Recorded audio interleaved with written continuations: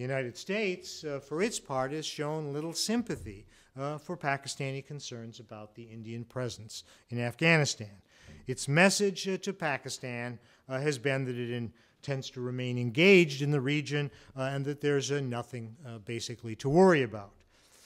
This is a hard sell for Pakistanis who remember that the U.S. abandoned the region after the Soviets left Afghanistan and then imposed sanctions on Pakistan only 18 months later for pursuing nuclear weapons in an effort to match the Indian nuclear program. Instead, the U.S. has continued to ratchet up the pressure. Last fall, it decided to test Pakistani limits by sending attack helicopters into Pakistan in hot pursuit of Afghan Taliban forces. The Pakistanis retaliated by temporarily shutting down one of the two critical U.S. supply routes into Afghanistan. The U.S. has also begun using Predator drone aircraft to target members of the Haqqani network, and dramatically stepped up CIA operations inside Pakistan, even having the agency keep tabs on the Lashkar-e-Taiba, the one domestic jihadist group that the Pakistanis didn't want the U.S. messing with.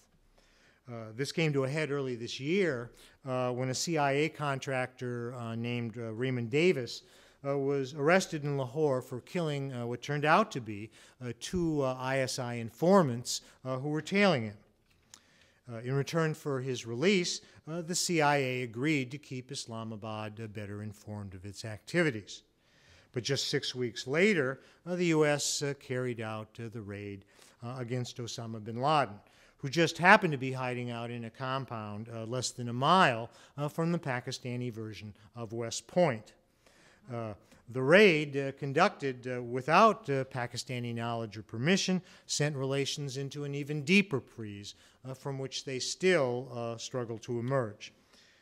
As I make clear in my book, the root of the problem lies in the dramatically different objectives that the two sides have in Afghanistan, but also in their differing perceptions of radical Islamic groups. The U.S. Tends to lump all such groups together in the same basket. This is why it was tempted to believe that the Pakistanis might actually have been sheltering bin Laden, despite the fact that his death could arguably strongly serve Pakistani interests by hastening the U.S. departure from Afghanistan. The Pakistanis, for their part, continue to make fine discriminations between radical Islamic groups based upon their willingness to serve the interests of the state. They see no contradiction whatsoever in continuing to ally with some while being at war with others.